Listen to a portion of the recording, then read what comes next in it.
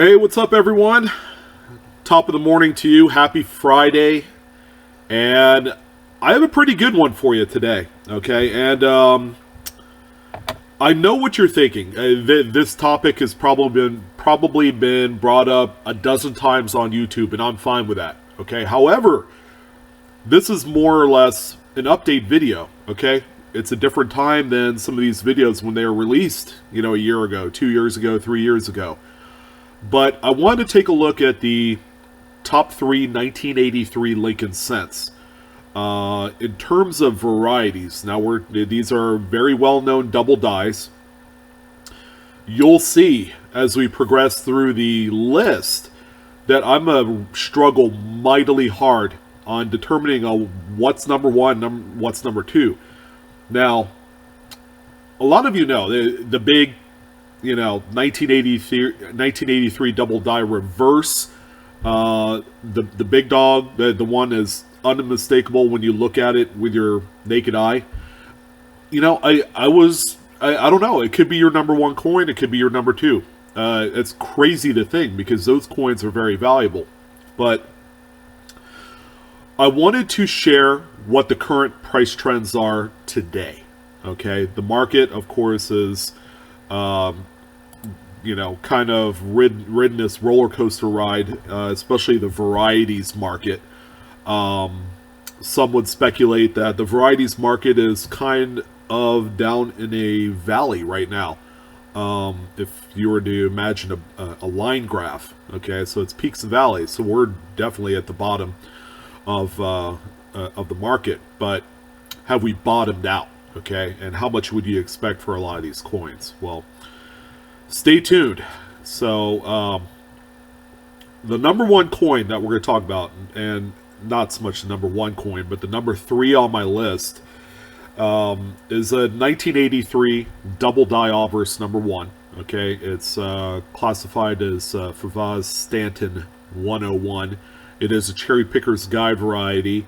Now, keep in mind, there's also a 102 and a 103. So there's three die varieties. Okay, they're all pretty unique. This first one right here, of course, is the one that is more sought after. It's more on the forefront of coin roll hunters, kind of like list for this particular date. But before we get started and talking about this coin, again, the best way you can support my channel, hit that subscribe button, smash the like button, not to the point where the butt's gonna pop out at you, but again, best way to support me, and I appreciate it. So first question is, why am I talking about 1983 Lincoln cents? Okay, there's a myriad of other dates. 1972 is awfully attractive for varieties. Why don't I talk about that? Well, I could. That might come in the future. The 1983 date is pivotal in U.S. coinage history because the U.S. Mint has gone away from producing bronze cents the year before 1982, so there was a transitional period. 1983 is the full first year of copper-coated zinc planchets. Okay, so these are things that they sound like little plastic chips when they fall on the table or on the floor. But 1983 is definitely a good year. Okay, there's a like I said, there's three double die obverse recognizable die pairings in the Cherry Picker's Guide. There's a few other minor ones that's represented on copper coins or Lincoln Cent Resource. These are Wexler attributed coins. So there's a number of them out there, but these are definitely the top three. So the FS 101 that you see on screen here, I'm not going to lie, you really cannot see anything based off of this static image I have here of the obverse and the reverse of the coin. Okay, the doubling is on the front of the coin where you see Lincoln. So I do have a few close-ups that I wanted to share with you. Okay, the first one is going to be on Liberty. Now, you couldn't tell on the previous photo, but Liberty is going to have some pretty good doubling, okay, as you can see here. Now, the key is you definitely want to use a good magnifier. I recommend you know, like an 8 times power or a 10 times power. Those are traditionally the the best well-rounded magnifier sizes. Now you could get a lot more crazy, and you could use, you know, like a 30 times, or you could possibly use a USB microscope, you know, that could go up to like 50 times or 100 times. That might seem a little excessive, but for this one, okay, it is the Cherry Picker's Guide variety because it's easy to identify with simply an 8 times power magnifier. So that's really cool. So Liberty has a lot of spread. Here is Trust in the motto, okay, and this one right here has quite a bit of spread. If you look at a magnifier, you'll know right away that this one is, you know, a double die and not, say, a machine doubling, because you can see that spread. You have split serifs. You know, it's a great diagnostic. Okay, the entire In God We Trust. Okay, it shows it really well. And finally, we have the word God. Okay, actually, all the words in God We Trust will exhibit some sort of spread, so that's awfully nice.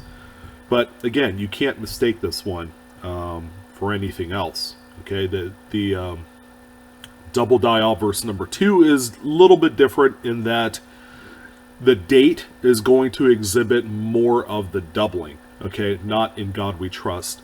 Plus, there's a little bit of doubling in Liberty, especially in the letter B in that word. It's not nearly as dramatic, but because it's the date, you know, that would be probably my number 4 pick, but we're going to reserve it for my top 3 here. So, how much can you expect to get for these today? Okay, that's the question that everybody's wondering. Well, circulated coins on the secondary market, and I've actually gone back, probably the last 6 months, just looking at price trends. So circulated coins in that kind of like very fine AU condition run typically in the $10 to $50 range if it's not graded. Okay, and ideally nobody wants to send these coins out for grading. The good news is all these coins are very marketable and very sellable without the grading. I'll let you know by the end of the video where the grading piece of it will help you, okay, if you're inclined to do so. But we're looking at $10 to $50 in circulated grades. Of course, $50 is going to be toward that, you know, AU condition grade. So that's where we're at there. Now, BU condition coins, these are like full red or maybe red browns. You know, these will command somewhere in the $75 to $100 range. So, you know, it's not too bad. It's a pretty good chunk of money if you're able to find one that's relatively problem-free. You know, a few minor, I guess, carbon spots, you know, a nick or two is okay, but, you know, if it's clean, full red, or maybe a little bit, you know, with a little bit of brown mixed in there, you know, you're probably looking at, you know, somewhere in the $65 to $75 range for something with a few issues. You know, circulation stuff, not, you know, corrosion or anything. So, man, sorry to take so long on the number 3 coin on this list. We're already 9 minutes in, but you can fast forward or reverse anywhere in the video.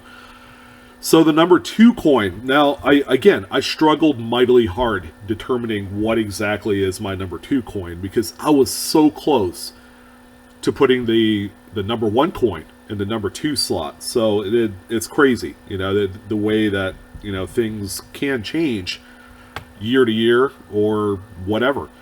So the number 2 coin is a coin that is extremely tough to find and is pricey as all get out if you're able to find one. It's the 1983 D. Yes, I'm talking the Denver minted coin. Double die obverse. It's the FS101. So, just like a few other dates, like the 1984 and the 1997, this is the doubled earlobe variety.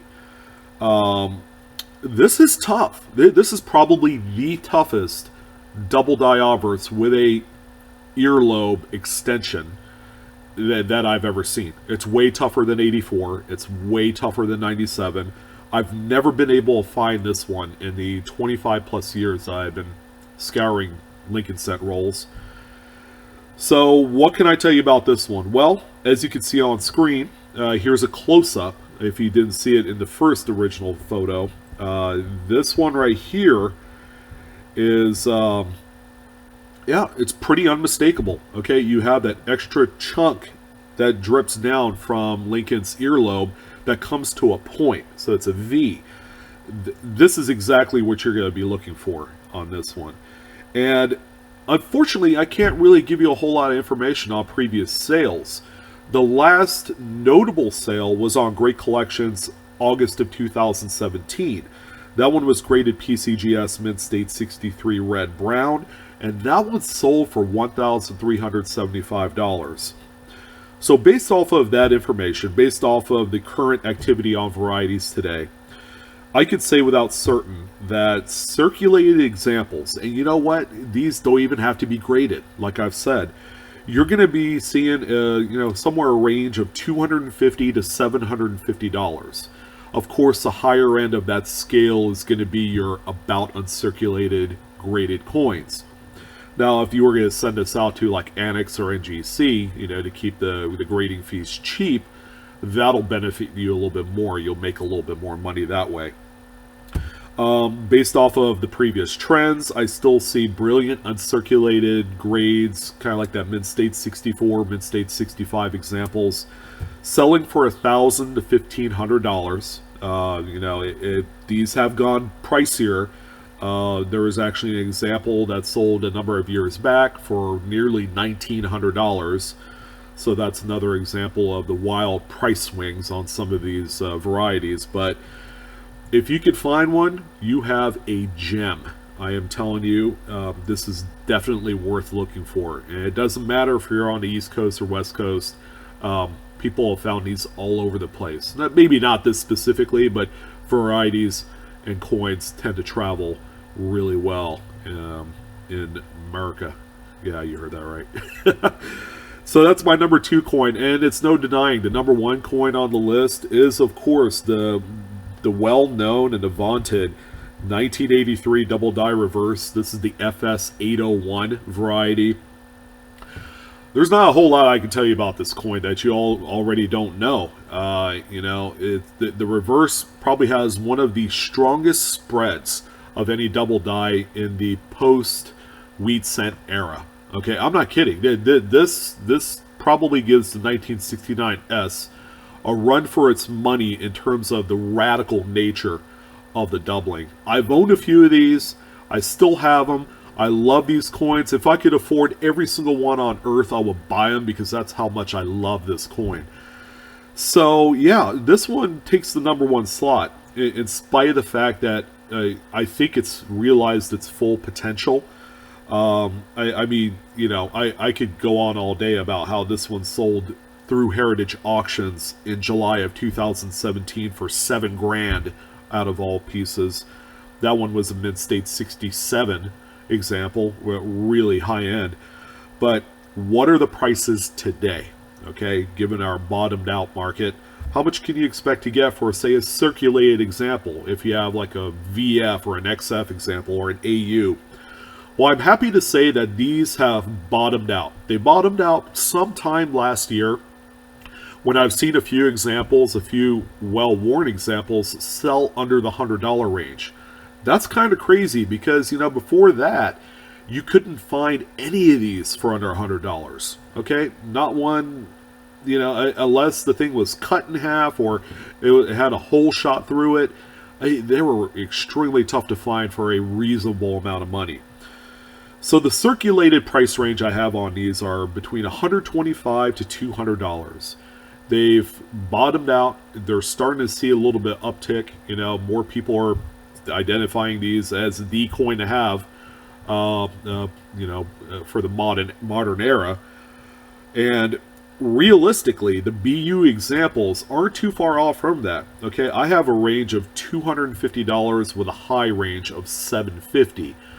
Of course, we're all determining this as being kind of like a raw ungraded sale prices on all of these. Not everybody knows about PCGS or NGC or Annex, so I didn't really want to qualify that into the price structure. These coins can certainly sell upwards over $1,000 anytime it wants to through any of the major auction houses. But 9 times out of 10, most folks that come across these coins in various grades aren't going to do that. But you could certainly sell this, like on eBay or on a Facebook coin group or some of those forum chat pages really easily raw and still make quite a bit of money. So I hope you guys enjoyed this little video. It went by pretty long, and I apologize about that. And as you can see, these coins are extremely valuable, and 1983 is a great year to talk about when it comes to varieties. Of course, a few others that I did miss that aren't on this list. You have the double die offers number 2 and number 3, which are both Cherry Pickers Guide varieties. You have the obverse die counter clash with the reverse cud on 1 cent. That thing's ridiculous, and it's virtually not even existent. There's probably less than 5 pieces that exist of that coin. But if you're able to find one, man, you could ask. You could throw out any number that you want, and someone might entertain it for you. And of course, there is another 1983 double die reverse that's also out there. So there's a few other coins that you can look at. It's not just these 3, but you willing to bet if you're able to find any one of these top 3 coins, yeah, you could easily cash in and make yourself a few extra bucks. So, as always, thank you for joining in on this broadcast. Come follow me on Facebook, Instagram, and Twitter. And again, the best way you can support my channel is like, share, subscribe, throw in a little comment, say hi. And, as always, you guys keep hunting, discovering together. You guys take care. Enjoy your weekend.